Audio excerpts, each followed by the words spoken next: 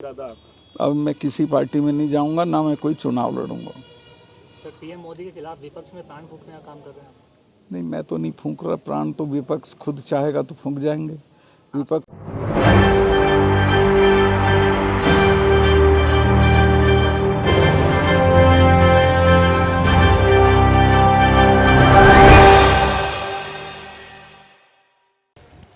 नमस्कार, मैं दौलत शर्मा और आप देखना शुरू कर चुके हैं SPN9 न्यूज़। सत्यपाल मलिक, ये मीडिया में काफ़ी चर्चा में ये नाम घूम रहा है और तब से ये नाम घूम रहा है जब से उन्होंने पुलवामा को लेकर कई बड़े राज खोले हैं। आपको बता दें, सत्यपाल मलिक पूर्व जम्मू कश्मीर के गवर्नर रह चुके हैं और वो उस समय गवर्नर थे जब 2019 में फरवरी माह में पुलवामा में एक बड़ा हमला हुआ था जिसमें करीब 42 जो हैं जवान शहीद हुए थे। और लेकिन अब उसकी बात और उसकी सच्चाई कहीं ना कहीं अब 2024 के चुनाव से पहले खुलकर सामने आ रही है और लगातार सत्यपाल मलिक एक से एक के बाद एक जो है बड़े दावे कर रहे हैं और यहाँ पे मोदी सरकार की पोल खोलते हुए नजर आ रहे हैं। जैसे उन्होंने कहा कि पुलवामा में जो है इंटेलिजेंस की जो है बड़ी नाकामी थी, उन्होंने ये सारी बात जाकर प्रधानमंत्री को बताई तो प्रधानमंत्री ने उन्हें चुप रहने को कहा और कहा कि सारा मामला शांत होने दो, बात तब करेंगे। लेकिन वहां पे देखा गया, जो उनका कहना है कि उनकी बात नहीं सुनी गई क्योंकि कुछ ऐसे महत्वपूर्ण पॉइंट्स जो हैं हमारी इंटेलिजेंस से और सरकार से छूट गए थे जिससे कि इस हमले से बचा जा सकता था। और साथ ही साथ एक बड़ा आरोप यह भी लगाया कि गृह मंत्रालय में जो है सेना के अधिकारियों ने अर्जी डाली थी कि जो पूरा कॉन्वे जो सेना के जवानों का जाना था वो एयरक्राफ्ट से जाना था, लेकिन गृह मंत्रालय से एयरक्राफ्ट की मंजूरी नहीं मिली तो उनको सड़क के रास्ते से भेजा गया। लेकिन वो सड़क का रास्ता पूरी तरीके से सैनिटाइज नहीं था। सैनिटाइज का मतलब यहाँ ये बनता है कि जो रास्ता था वहाँ पे पूरी तरीके से सुरक्षा नहीं थी, ना ही अच्छे से बैरिकेटिंग थी और जो वो रोड थी जो कनेक्ट करती थी वो कम से कम 6 मिनी शहरों को जो है उस मेन हाईवे से कनेक्ट करती थी और उन सभी सह सड़कों पर जो थे ना ही बैरिकेड अच्छे से थे, ना ही पुलिस सुरक्षा अच्छे से थी। और सारे मामले यहाँ पे देखा गया जब ये कॉन्वे गुजर रहा था ठंडे थे। और लगातार 2024 के चुनाव से पहले ये बड़ी पोल उन्होंने खोली है, लेकिन इस तरफ बीजेपी भी लगातार उन पर सवाल उठा रही है और कई नेता और कई लोग सवाल उठा रहे हैं कि जब वो गवर्नर थे तो तब उन्होंने बात क्यों नहीं कही। और इसके बाद सत्यपाल मलिक ने कहा कि उनको डर है कि अब मैं सारे राज खोल चुका हूँ, सारी बात बोल चुका हूं तो कहीं ना कहीं ईडी सीबीआई उनके अब पीछे पड़ेगी। और ऐसा देखा भी गया कि सीबीआई ने उनके ऊपर कार्रवाई भी की जिसमें वो फंसते हुए भी नजर आए। लेकिन अब ये उन्होंने भविष्यवाणी भी एक बड़ी की है 2024 के चुनाव को लेकर, जहां लगातार विपक्ष एकजुट हो रहा है और मोदी सरकार को घेर रहा है। इसी बीच सत्यपाल मलिक का भी बयान अहम हो जाता है। उन्होंने जो है डंके की चोट पर कहा है कि 2024 में प्रधानमंत्री नरेंद्र मोदी नहीं होंगे और ये बड़ी बात उन्होंने कही है। लेकिन इस बीच इस बात के ये भी मायने निकाले जा रहे हैं कि कहीं ना कहीं यहाँ सत्यपाल मलिक विपक्ष का साथ दे सकते हैं। जिस तरीके से विपक्षों ने मिलकर एक गठबंधन तैयार किया है जिसकी मीटिंग अभी पिछले ही दिन 23 जून को एक बड़ी मीटिंग हुई थी बिहार में, जिसमें सारे नेता मौजूद थे, बड़े बड़े नेता थे। राहुल गांधी थे, मल्लिकार्जुन खड़गे थे, लालू प्रसाद यादव थे, अरविंद केजरीवाल थे और करीब 15 बड़ी पार्टियां इसमें शामिल थीं और हर जगह से हर बेल्ट से यहाँ पे पार्टियां आई थीं और उन्होंने अपनी बात रखी और सबने एक ही एजेंडा बताया कि 2024 में बीजेपी शासित जो पूरी पार्टी चल रही है और प्रधानमंत्री नरेंद्र मोदी को 2024 में हराना है। लेकिन इस बीच अटकलें ये भी लग रही हैं कि बीजेपी का साथ यहाँ पे सत्यपाल मलिक छोड़ सकते हैं और एक और बड़े खुलासे पुलवामा में कर सकते हैं।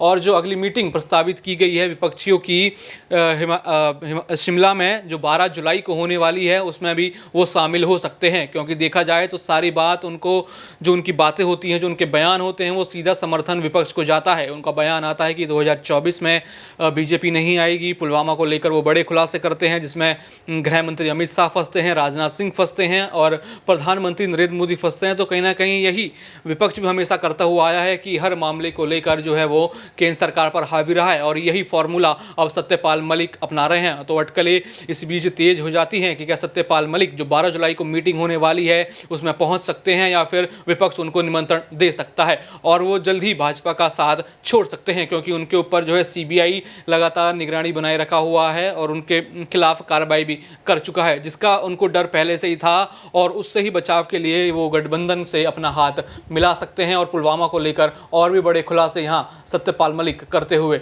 नजर आ सकते हैं। और भी ऐसी खबरें जानने के लिए देखते रहिए SPN9 न्यूज़। धन्यवाद। तो विपक्ष खुद चाहेगा तो फूंक जाएंगे। विपक्ष को सिर्फ इतना करना है कि एक उम्मीदवार के मुकाबले एक उम्मीदवार खड़ा कर दो, Modi ji will be nowhere, उसी में हार जाएंगे। लेकिन क्या ये संभव है? संभव है, ये तो मुझे लगता है हुआ पड़ा है। कौन है चेहरा? जी, चेहरा नहीं होता इसमें। चेहरा तो देखो 77 में भी नहीं था, 67 में भी नहीं था। जब जनता तय करती है हटाने का तो हटा देती, बाद में हो जाएगा जो जिसको वो करेंगे लोग। सर, नेशनल इश्यूज की बात हो रही है जी, वर्तमान में। बहुत सारे लोग पहले भी जाते थे, अब भी जा रहे हैं, थाईलैंड जा रहे हैं। इंडिया का थाईलैंड के साथ रिश्ता जगजाहिर किया जा रहा है। इस मुद्दे को लेकर किस अभी कहाँ बोल रहा हूँ मैं? बता रहे हैं ना, ये तो मैं तब भी बता रहा था। ये लापरवाही थी बड़ी। बहुत बड़ी लापरवाही थी, हमारी सबकी थी। मेरी भी है, सबकी है। लेकिन उस समय आपने पब्लिकली क्यों नहीं कही ये चीज़? पब्लिकली कहा ना मैंने। नहीं सर, उतना खुलकर आप इस वक्त बोल नहीं पा रहे थे। किसान आंदोलन के दौरान आप सरकार को घेरना शुरू कर चुके थे। किसान आंदोलन पे तो मैं खुल के बोला। इस पे मैं इसलिए नहीं बोला कि ये नेशनल सिक्योरिटी का मामला था, और अगर प्रधानमंत्री किसी भी कारण से आपको कहते हैं कि आप अब इस पे मत बोलिए, तो आपको उतना लिहाज तो करना पड़ता है। नहीं, सरकार की तरफ से जाट उपराष्ट्रपति के लिए चेहरा थे। कौन? मैं कभी नहीं था। ऐसे मैं कभी इच्छुक नहीं था। मुझे कहा गया था कि अगर तुम किसानों पे नहीं बोलोगे तो राष्ट्रीय बन सकते हो। मैंने कहा मुझे कुछ नहीं बनना, पर मैं किसानों पे ज़रूर बोलूँगा। लोग कह रहे हैं कि इस टीस में आप ना, मुझे कोई टीस नहीं है किसी भी तरह की। तो सर, जवानों की जो जिंदगी थी उससे ज़्यादा पीएम का लिहाज जरूरी हो गया। नेचुरली आप जिसके नौकर होते हैं तो उसका लिहाज करते हैं। अब मैं उसमें जवानों की ज़िंदगी तो उस वक्त वापस नहीं आ सकती थी। मुझे ये पता चला कि उसमें जांच हो रही है, मुझे लगा कि इसमें रिस्पॉन्सिबिलिटी फिक्स होगी, जो कभी नहीं हुई। सर, आर्टिकल 370 हटा, उसके बाद में ये दिखाया जा रहा है, बताया जा रहा है कि वहाँ पर अब अमन चैन है। वास्तव में जो दिखाया जा रहा है वो है रियल में या और कुछ? वो मेरा बोलना ठीक नहीं रहेगा कश्मीर पे। पर मैं जब था तो मुझे पूरे टर्म में एक गोली नहीं चलानी पड़ी। इन 3 चीफ मिनिस्टर्स को मैंने गिरफ्तार किया, कुत्ता भी नहीं भौंका, कोई शोर शराबा कुछ नहीं हुआ। तब बिल्कुल अमन चैन था, और टेररिस्ट भी श्रीनगर में आते हुए डरते थे। अब तो श्रीनगर में आके सीआरपी पे हमला करते हैं। अभी सीबीआई का सम्मान आपके पास आया है जी, जी, इंटरव्यू देने के बाद आया है। जी जी। क्या ये इंटरव्यू की देने के इंटरव्यू? नहीं, इसमें ऐसा कुछ नहीं है, चूँकि सीबीआई का सम्मन कोई मुझे नहीं आया है कि भाई मैं किसी चीज़ में इन्वॉल्व हूँ। मैंने किसी मामले को खोला था कि इसमें कुछ गड़बड़ थी, तो उसकी जांच हो रही है। उसमें मेरे से कुछ जानकारी लेने के लिए मुझे कहा गया है कि आप अवेलेबल होगे क्या, और वो मेरे ही घर पे आ रहे हैं, मुझे कहीं बुलाया नहीं है। तो अभी आपसे कुछ लोग, संगठन के लोग मिलने आ रहे थे दिल्ली में, उनको भी गिरफ्तार किया गया था, फिर आप थाने में गए थे। वो तो असल में ये जो हमारे यहाँ खाप सिस्टम है, पता नहीं आपके यहाँ है, तो आपके यहाँ भी यहाँ नहीं, यहाँ नहीं है। मील खाप तो है, कोई रेयर मानो, बाकी खाप नहीं, हरियाणा और यूपी में है। खाप है हमारे यहाँ। तो हरियाणा की खापों ने ये कहा था कि एक दिन हम आके आपको वील कम टू एक्सप्रेस और सॉल्यूशन, अपनी जान देने जाएगा। मजबूरी में नौकरी के लिए वो चला जाएगा, पर उसमें वो जज्बा होगा क्या जो होता है। राहुल गांधी की जो सदस्यता खत्म की गई है जी, संसद से, उस पर आपकी क्या टिप्पणी रहेगी? क्या वो इलीगल है? नहीं, इलीगल तो वो जल्दबाजी में किया, उसको टाइम देना चाहिए था, सॉरी, ऊपर कोर्ट में जाने के लिए।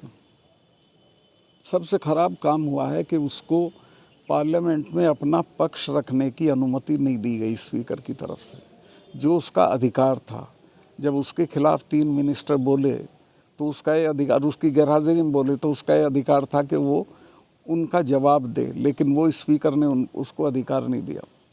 सर, अमित शाह ने कहा है कि आप उनसे दूर होकर इस तरह की बातें कर रहे हैं, तो आप उनसे कितना दूर हो चुके हैं, क्या कुछ?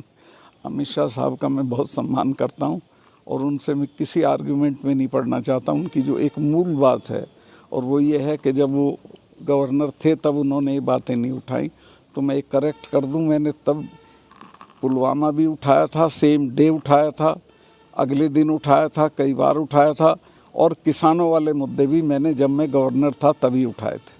तो ये गलत है कि मैं जब पावर से हट गया तब मैंने उठाया।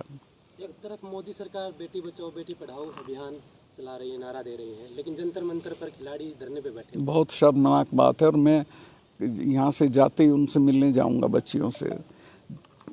कितनी मेहनत करके, कितनी बुरी स्थितियों में वो देश के लिए गोल्ड मेडल लाती हैं। और उनका, और कोई भी महिला जब ये कहे कि मेरे आबरू पे हमला किया गया, तो बहुत मजबूरी में कहती है। और आप उसकी FIR भी नहीं कर रहे हो और कुछ नहीं कर रहे हो, अपने MP को हटा नहीं रहे हो। सर, राज्यपाल रहते हुए आपके कई बार ऐसे बयान है जो ताल्लुक नहीं रखते थे सेंट्रल गवर्नमेंट से, जी। उसके बाद भी कभी इस तरह का कोई दबाव नहीं बनाया गया कि आप इस्तीफा दे दीजिए या आपको हम हटा देंगे? मैं तो जब प्रधानमंत्री से मिलने जाता था, इस्तीफा जेब में रख के जाता था। अगर मेरे से एक बार भी मांगते, चूँकि मैं इस बात का आभारी हूँ कि उन्होंने ही मुझे बनाया। और ख़ास तौर से अमित शाह जी कहते तो 1 मिनट में दे देता इस्तीफा। लेकिन मुझे एक आध लोगों ने सलाह दी कि तुम बेवकूफ़ी मत करना, बिना मांगे मत देना, मांगें तो